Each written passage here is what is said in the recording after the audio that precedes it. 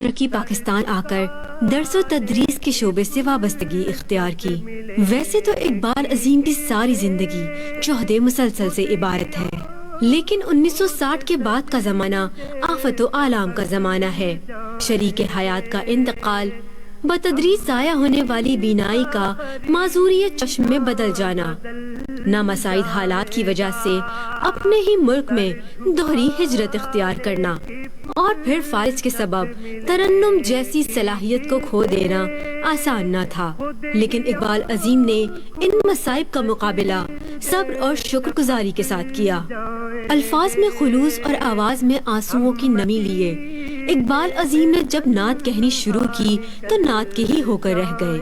ان کے نعتیہ کلام میں درد مندی، تڑپ اور آن حضرت سے گہری عقیدت نظر آتی ہے، جسے وہ اپنے سحر آگہی ترنم سے جلا بخشتے رہے۔ اقبال عظیم نے اپنی نعت کے ذریعے حضور اکرم سے جس قلبی اور روحانی وابستگی کا اظہار کیا، وہ ان کی ظاہری و باطنی شخصیت کا حصہ بھی رہی۔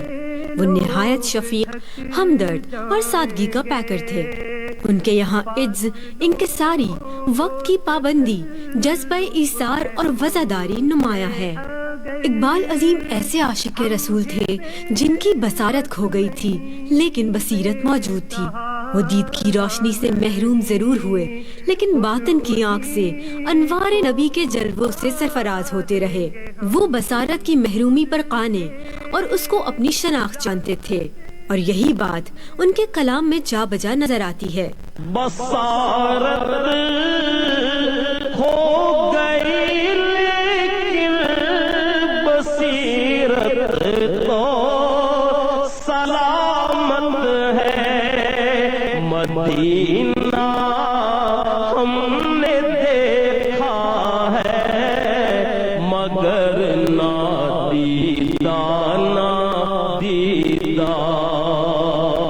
عہد رمضان میں ہم آج اپنے نعتیہ کلام کو رنگ، روشنی اور خوشبو سے معطر کرنے والے نعت گو شاعر در مصطفیٰ کے گداگر سید اقبال عظیم کو اپنی عقیدتوں کا خراج پیش کر رہے ہیں۔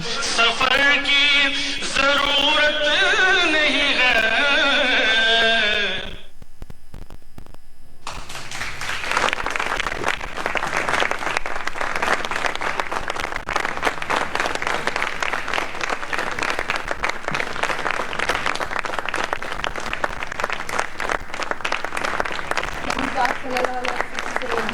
ان کی محبت ان کے الفاظ سے چھلکتی تھی، اور کیا ہی خوبصورت بات ہے کہ بصارت کھو گئی لیکن بصیرت تو سلامت ہے۔ مدینہ ہم نے دیکھا ہے مگر نادیدہ نادیدہ۔ صدیق بھائی، آپ کا تو وقت گزرا ان کے ساتھ۔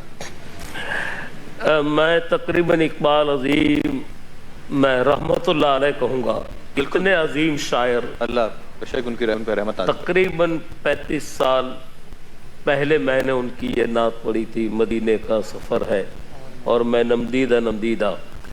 اس وقت سے میں ان کو جانتا ہوں، اور ایک جب میری ملاقات ہوئی اس وقت ان کو اب بھی کچھ نظر آتا تھا۔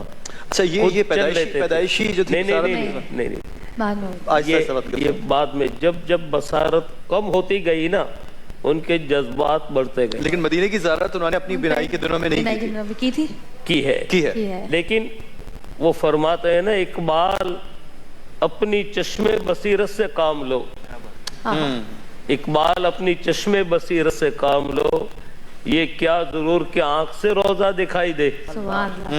تو یہ ان کے جذبات ہیں اقبال عظیم کے، اور اتنے نفیس، انتہائی پروفیسر، اور عشق کے بارے میں ان کے کیا کہنے ہیں کہ طیبہ کے سب گداگر پہچانتے ہیں مجھ کو خبر نہیں تھی میں اس قدر بڑا ہوں۔ کیا بات ہے یہ ان کے۔ دیکھیں آپ، کوئی ایسا نعت خواں جس نے اقبال عظیم کا کلام نہ پڑھا ہو۔ بہت خوبصورت کلام کہنے والے اقبال عظیم۔ شعیب عبیر بھی ہمارے ساتھ موجود ہیں۔ شعیب، آپ کیا کہنا چاہیں گے؟ اقبال عظیم صاحب سے میری ملاقات ان کے آخری دور میں ہوئی، انتقال سے کچھ عرصہ قبل ان سے میری ملاقات رہی۔ وہ ایک بڑے مضبوط اعصاب کے مالک تھے اور بڑے حوصلہ مند شخصیت تھے اقبال عظیم صاحب. اور میں ان کے بارے میں کیا کہوں کہ ان کی اگر نعتیں آپ اٹھا کر دیکھ لیں تو اس میں عز و انکساری کے ساتھ ہر نعت میں ایک ادب کا پہلو ہے. یعنی اگر ان کی شاعری اٹھائیں، کوئی بھی شاعری، بے تاب نگاہی بھی یہاں بے ادبی ہے، تو ہر نعت میں ان کے جو ہے وہ ادب کا پہلو شامل ہے. اور بڑے مؤدب انداز سے نعت خوانی کیا کرتے تھے. تو انتقال سے قبل ان کی آخری نعت شریف کہ جس کے اشعار میں آپ کے سامنے بیان کرتا ہوں کہ اقبال عظیم صاحب نے جو آخری نعت کہی زندگی کی، اس کے بعد انہوں نے نہ شعر کوئی کہہ پائے اور نہ کوئی نعت کہی. وہ بستر مرگ پر ہی تھے اس دوران. تو تجزیہ نگار کہتے ہیں یہ وہ نعت شریف ہے جس کو سننے کے بعد لگتا ہے کہ اقبال عظیم صاحب ظاہری آنکھوں سے مدینے کو دیکھ رہے ہیں. ظہور کرتی ہے جس دم سحر مدینے میں، اذانیں دیتے ہیں دیوار و در مدینے میں.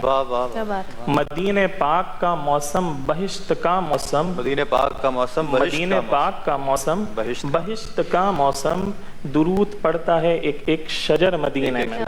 اور دیکھیں ان کی زندگی کا آخری مقطع، یعنی اس کے بعد ان کو کوئی مہلت نہیں ملی شعر کہنے کی اور نہ کوئی نعت کہی. لیکن اس میں دیکھیے غور طلب ہے کہ اسی امید پہ جاری ہے اب سفر اقبال، اسی امید پہ جاری ہے اب سفر اقبال کہ ہو خدا کرے ختم سفر مدینے میں. اور چند گھنٹوں کے بعد ان کا انتقال ہوا. کمال. بہت ہی بڑے لوگ ہوتے ہیں جن کے آخری لمحات